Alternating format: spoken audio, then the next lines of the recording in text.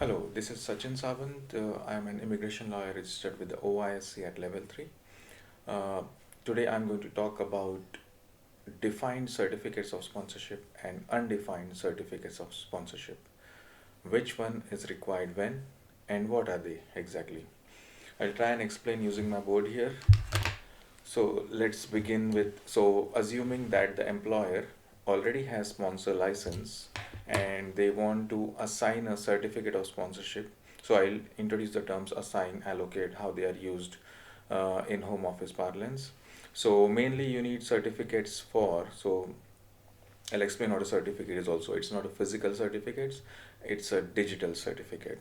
So to begin with, there are various visa categories, especially on the worker routes, usually skilled worker visas, uh, global business mobility visas, other temporary worker visas, etc., which do need the employer to give the certificate of sponsorship. So what exactly means by giving the certificate, and what is the certificate, and using that certificate the employee then applies for the visa. So let me explain it in simple terms. So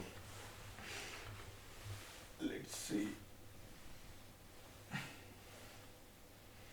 this is the employer's, let's assume this is the employer sponsor management system. So it's like a digital software or similar to an app, but it's not in an app format. It's you have to log in through browser or desktop. So let's assume this is the sponsor management system. This video will also be helpful to many HR employees who are trying to assign costs to their future prospective employees, etc. So yeah, it will be helpful to everyone, even individuals and corporates. So there are two types of certificates. One is undefined and the other is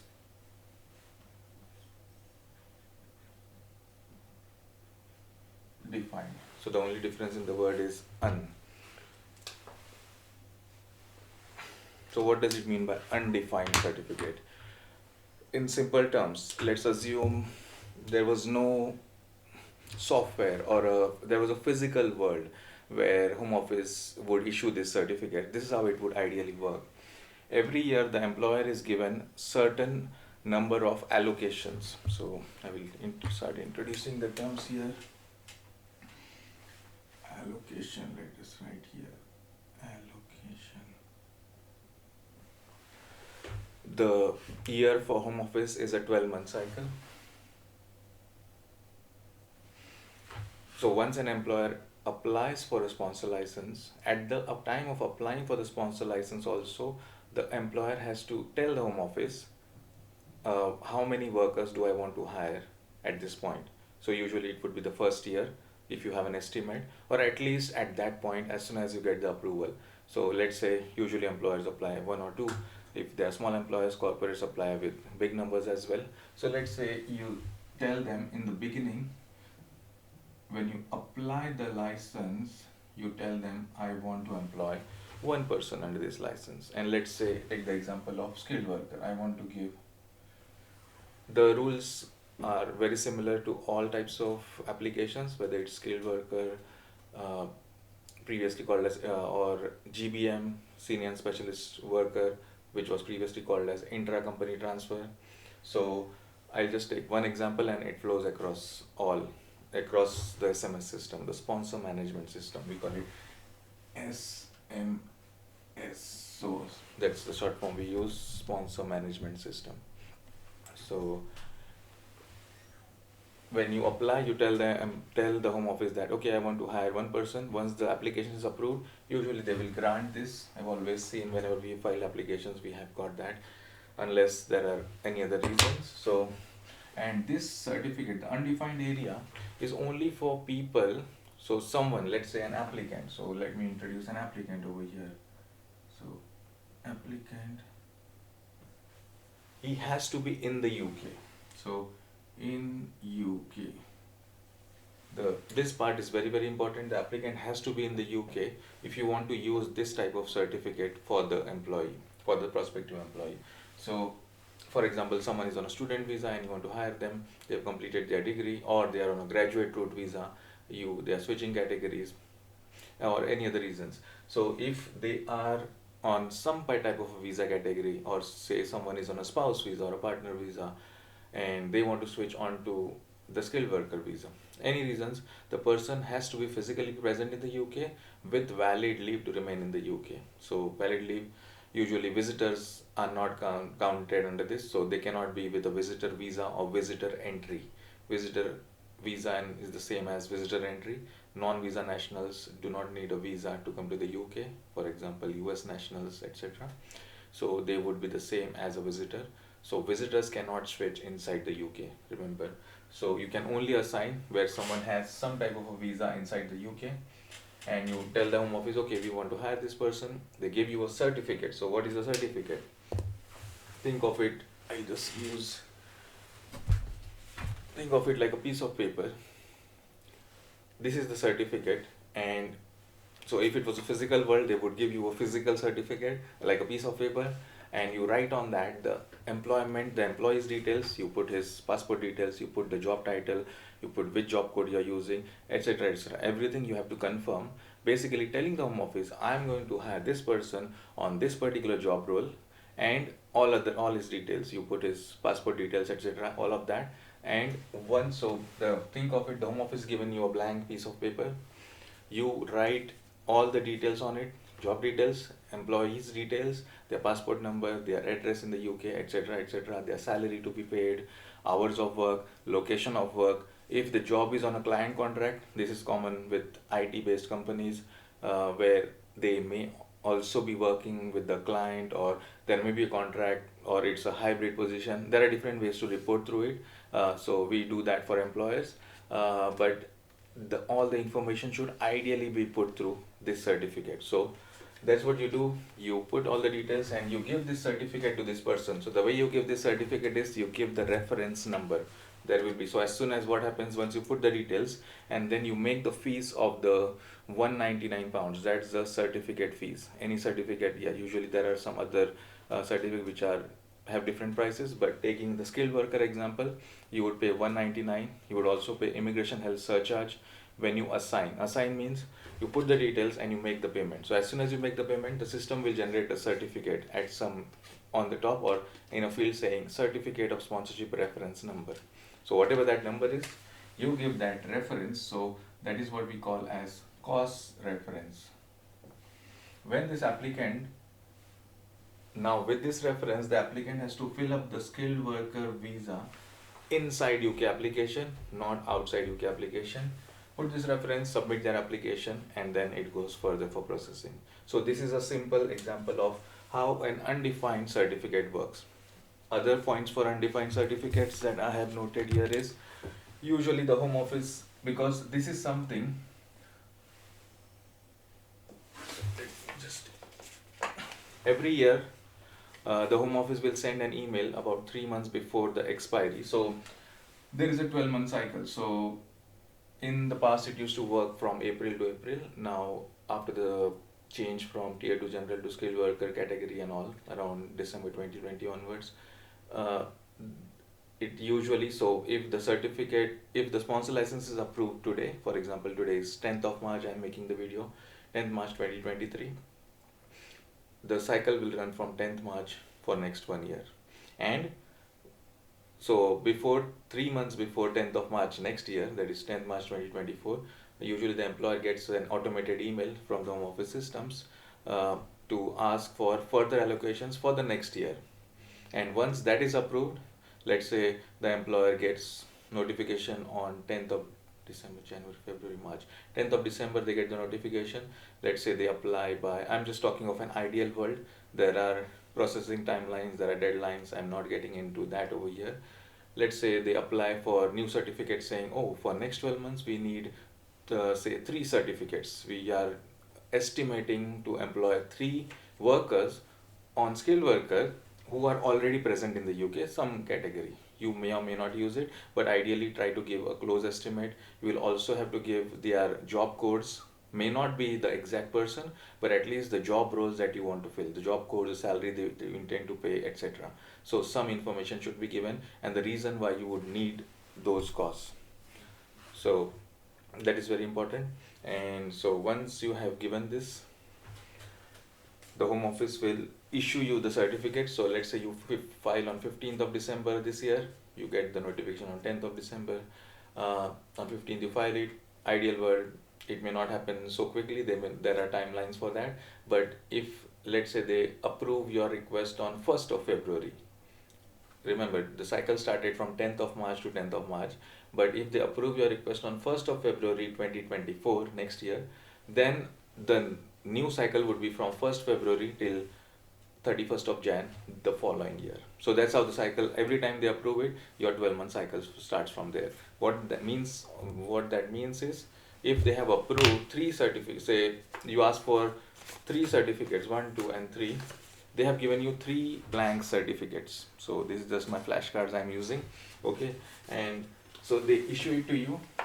Anytime you want to say you get it in February, say around June you want to hire someone, there are 3 certificates sitting, you take out 1 certificate. This is how the physical world would work, but digitally it shows you the allocation, it shows you number 3, you use it and it deducts from there, so it takes out from your allocation. You write the name of the person the same way you did, you assign it to him, he or she files the visa, and the certificate is used. Once the payment of the certificate is made, that is the £199 plus ISC if applicable, they both go together. So you have the certificate, you pull it out, you write the name of the person, you put all the job details, and then you make the payment. Once the payment is made, so first, when it is sitting in the system, it's called as allocation. You apply for annual allocations, those are the terms used. And that allocation, you pick it up, you fill up the details, and once you make the payment step is called as assignment. You assign the certificate to this particular individual. Once it is assigned, nothing can be done, the certificate is used and it is live. So from the point it is assigned till the point a decision is made on the application, so there would be some gaps, so they file the application. The certificate is called as a live certificate of sponsorship. I repeat, it's called as live certificate of sponsorship. So if you want to make any changes to that, usually the certificate cannot be amended, but there is a sponsor note column. If any mistakes have happened, let's say you put wrong passport details or a last name is not spelled correctly, you can rectify those things, on there. So, and other things also, hybrid working, etc. also can be reported, I think. But it is better if there are any changes, any corrections to be made, the fields will be locked. Once the payment is made, you cannot change them, but you can make a note, and that note will override anything that is written on the certificate. For example, let's say you set the work start date to be 1st of April. However, before the application is decided and the cost is live, when you go on the system, you'll see you can put the reference number and the live cost, manage live cost, I think that is the option on the sponsor management system, and you can search for the number and you can put a note over there saying work start date to be 5th of, instead of 1st of April, 5th of April. So whatever that is, the notes will override what has been already locked in the certificate fields. Okay, so that's all about, ideally about undefined certificates. And what else do I have about undefined? Skilled worker. So these certificates are used for all worker categories mainly, even religious workers, temporary workers, etc. But the more or less the process remains the same. The fees may change, the processing times may change, but this is the ideal situation. There is a sponsor management system, there is an undefined certificate which you ask in advance, and blank certificates are given to you. So everything is digital, don't think it is paper, but I'm just trying to explain it in physical form. It's much easier to understand. I always explain anytime I'm explaining any HR person or corporates or anyone, it's much easier to understand when I talk of a physical paper. So they give you blank certificates, you put the details, you define it. So these are undefined. Undefined means it's blank, think of it that way. So a blank certificate is given to the employer, they define you, they define the job, and they give it to you. That's called as undefined and certificates. Now the second part of the certificates, which is defined. What does defined mean? In simple terms, you need to tell the Home Office that I'm going to hire. Usually they are always required. These were required for person who was already in the UK. These are required for someone who is outside the UK. So from anywhere in the world they are applying, they would need to use a defined certificate of sponsorship. COS is the word used. The system is Sponsor Management System, SMS. Uh, and so over here, this bucket is blank. So look at this green dot that I'm using. It's always blank. The defined block is always blank. You have to tell the Home Office, I want to hire. You can apply for several also. If you want to hire say 5 of them, you have to define accordingly. Over here also you can define 5, 10, how much ever you want, 25, 100 if that is the case. Yeah, there are no limits on either of them. On the defined, let's say there is Mr. X in a particular country, say someone from India or US or China or somewhere, anywhere they are applying, and the person is physically sitting in the UK in that country. They would need a defined certificate. What that means is there is nothing over here. You have to take a piece of paper. So that is in paper terms I'm explaining again. This is, you go on the sponsor management system, think this is the piece of paper, you fill up the details saying I want to hire for this job role, for example project manager or IT project manager, let's say. You define the job, you give the brief job description, 1000 characters, you give the salary, you give the start date and end date of the work, and that's how you define the role. Remember, it is not assigned to a particular individual. So if you were considering to hire Mr. X, by the time you come to apply, if that Mr. X has decided not to join the company for whatever reason, or you found another candidate for whatever other reasons, you can use the same certificate for the other person, because you are not defining the person per se. You are not defining the person, you are defining the job only. You will say IT project manager, start date of work 1st April 2023, end date of work whatever. If you're giving 3 years course, you can give anything between 6 months to 5 years ideally. I've seen employers always go with 3 years to test the employee in the beginning, whether they resign or something, because there are a lot of other costs involved, immigration skills charge, immigration health surcharge, etc., etc. So 3 years is an ideal I've seen, but you can assign it for even for 1 year.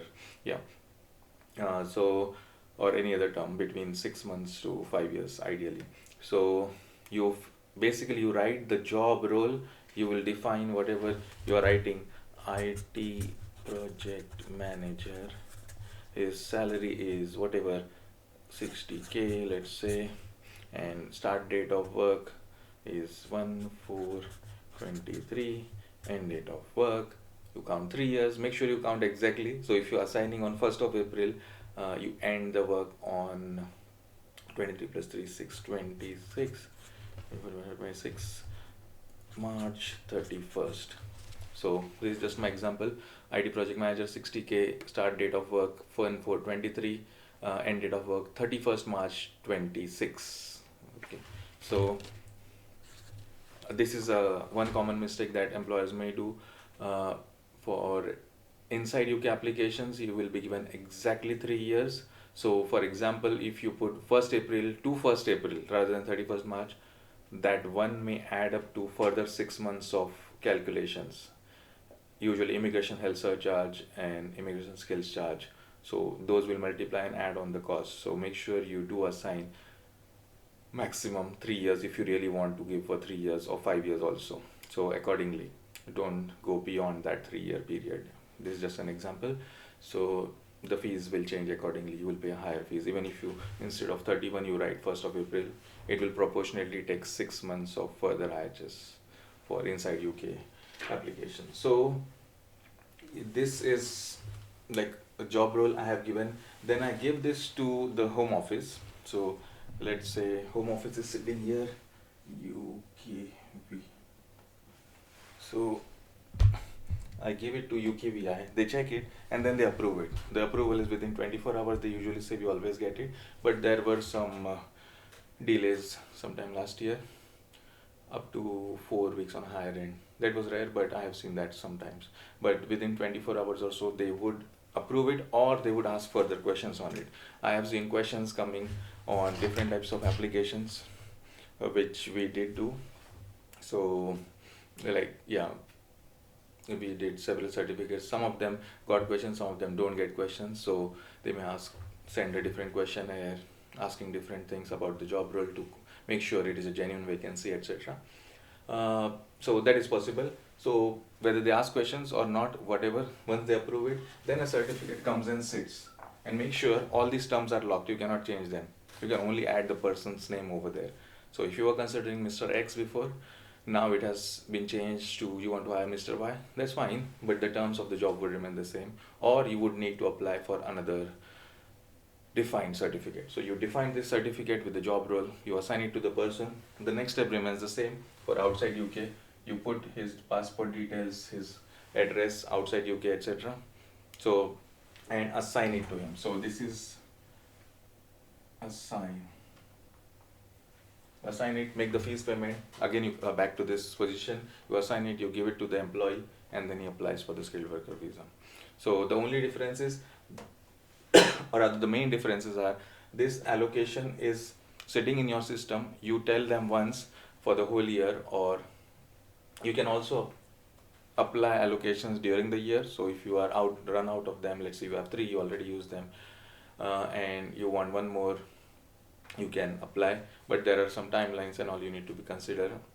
There is a priority service also, by which you pay £200 and you can expedite it. These are the different types of works involved in this area. We do help employers and corporates in doing all this, since we are well versed with the timelines, etc. So we can plan the timing of the employee joining or anything in relation to this. And there is a lot of confusion in the industry, especially people who are non-lawyers, employers who don't take advice. Mistakes do happen. They would give a wrong certificate to the wrong type of person, whether inside UK or outside UK. Mainly to remember, undefined certificates can be used inside UK, so the person has to be inside with some valid leave other than visitor. And defined certificates are for outside UK applications, and you give the certificate. So it's not a physical certificate, everything is digital. This is an SMS where you write the details, you apply. Over here you just give the number and then you apply annually. You can also get them during the year. So everything is possible, but mainly over here on a defined one, I've seen employers, when they have a person in mind, or if they've decided they're hiring, that they want to hire Mr. A or Mr. B, only then they apply for it, and that's the ideal way it should be. Without that, even the salaries may not be finalized, start date may not be finalized, etc., because those things do get locked. So this was all about undefined certificates, defined certificates. Anything else that I have missed on? And yes, if you need any advice on these, either individuals or corporates, employers, small businesses, large corporates, yes, we do advise, we instruct. We are listed on the sponsor management system. So I myself have logged in. I have a different login of level 1 user, which I go in and do these things myself. So that's why I'm well versed with the process. So yes, employers do outsource this to representatives. We act as representatives. We have our own login. You don't use the employer's login. We have our name also goes to home office. We are registered on the license. And yes, if you need any advice around this, whether you are managing it yourself or you just need one bit of advice, or either before assigning, after assigning, during the lifetime of the course, or during the lifetime of the employee working with you, yes, you can book our consultation. We do advise on these matters, whether just advice, checking services, or full representation. We do everything. Yes, and yes, if you do like this video, please like it on YouTube. It will help others in similar situations. There are a lot of mistakes we see, because when I am in the advice sessions, there is a lot of wrong information in the market. There is not much clarity around this. I hope this would give you some idea on this.